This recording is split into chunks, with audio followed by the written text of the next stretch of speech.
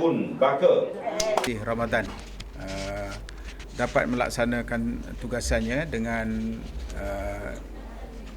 anggaran 400 peserta miskin tegar yang akan dapat kita bantu pada tahun ini. Berbeza dengan tahun sudah, kita hanya dapat dalam 200 saja. Kali ini dengan penglibatan banyak syarikat-syarikat yang datang bersama dengan kita dapat 400. Dan insya-Allah jumlah orang yang telah menerima sepanjang tahun ke-18, sepanjang 17 tahun ini ialah 4,071 keluarga, ya. Dan nilai keuangan yang telah disumbangkan ialah 1.5 juta. 1.5 juta. Jadi kita berharap sangat mulai hari ini, pelancaran ini, bantuan sumbangan-sumbangan daripada syarikat, daripada orang ramai akan masuk ke dalam akaun yang kita sediakan, ya. Dan kalau berharap sangat supaya bantuan dan sumbangan-sumbangan ini dapat masuk ke akaun kita sebelum Ramadan lah, supaya bila dalam Ramadan mereka dah menggunakan bantuan-bantuan yang kita buat tersebut. Jadi saya mengambil kesempatan untuk mengucapkan terima kasih kepada kepada syarikat-syarikat dan badan-badan yang bersama dengan kita. Kali ini Pejabat Pembangunan Negeri Selangor, ICU atau JPM Selangor, Pusat Libat Sama Masyarakat Jaringan Industri Universiti Sains Islam Malaysia, Coca-Cola, Brahim, dipanggil Brahim Dewina Group of Company, Mami, Dash Lady, PYBK Construction dan Wana Properties dan Hotel Tun Fatimah Melaka.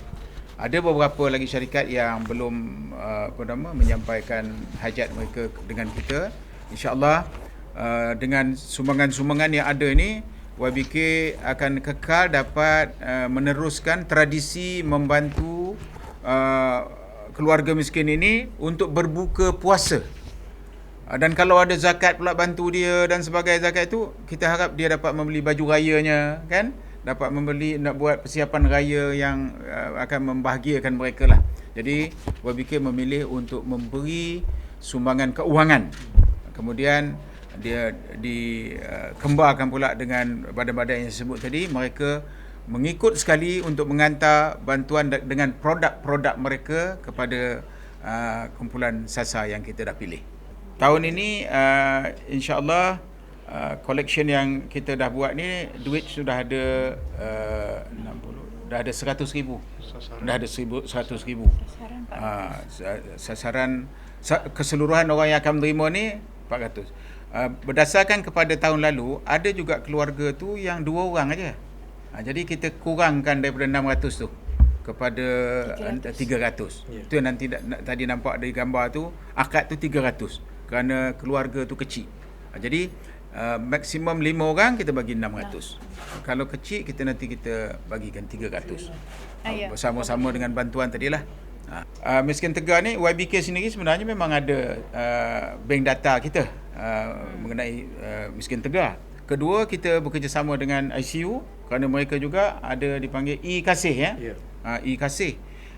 Dan melalui pusat zakat pun mereka ada senarai-senarai. Tapi kita mana yang terlepas pandang kita beri keutamaan. Pengalaman kita dah 18 tahun ni, pernah jugalah sampai seminggu selepas Ramadan sebab duit sampai, jadi kita takkan simpan duit ni. Jadi logistiknya memang pertama sekali segala perbelanjaan pengurusan berkaitan dengan bungkusan, penghantaran, pegawai yang buat kerja sukarelawan, yang ini kalau ada perbelanjaan dikeluarkan oleh YBK sendiri. Tak ada mengusik langsung duit-duit yang disumbang. Duit sumbang ni 100% terus sampai kepada kumpulan SASA, insya-Allah. Setengah daripada cases ni kita ditemui oleh sekolah. Sekolah bagi nama melalui sukarelawan hantar pada kita nama. Bila kita sampai, itu yang kita jumpa tadi. Kita gambarkan di negeri Selangor ni, tentulah paling kurang pun rumah murah lah, itu yang kita bayangkan.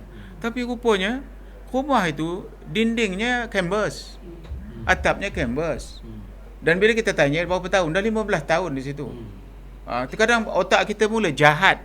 Tak ada ke orang sini menengok, kan?